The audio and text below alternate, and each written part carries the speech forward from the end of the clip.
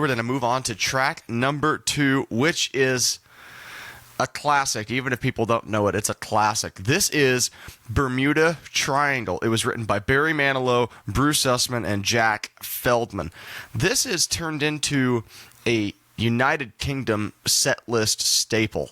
I don't remember the last time this song was performed in the United States, but it seems every time he goes across the pond, it makes its way back into the show. So Barry, talk about this song a bit for me. So this is really interesting because if you were to take the formula of a song, say Copacabana, and apply that same template to another story, you get this song, Bermuda Triangle. And that's not overreaching by saying that, because it's Bruce and Jack and Barry again, but the instrumentalists are exactly the same. You've got Will Lee, you've got Alan Estes, you've got Artie Butler doing the arrangements. So this is definitely using the same formula. But is it the same song? No, it's not. It's a whole different song. It's a whole new story, but told through that same template. And I think it's just brilliant. You know, I love the fact that it's really a hard art form to be able to tell an entire story in a 3-minute song with a repeated chorus. But they managed to do it again, and I think there's a reason why this has been so beloved in the United Kingdom, and I know it had a really big effect there and remains one of his biggest hits there.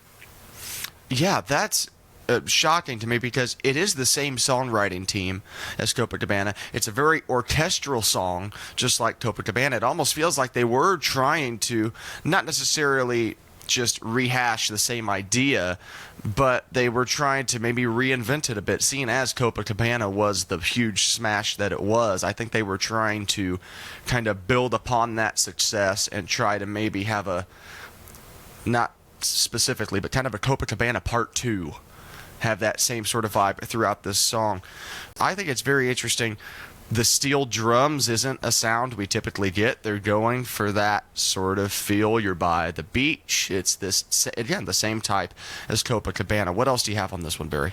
Yeah, you know, there's another parallel to Copacabana, and this is something that you broke down when we were talking about even now, how the chords to Copacabana were kind of reversed for the final interlude into the last verse. In this case, the musical change that is used to signal a shift, an emotional shift in the lyrics, is that it goes from major to minor. So instead of, it goes,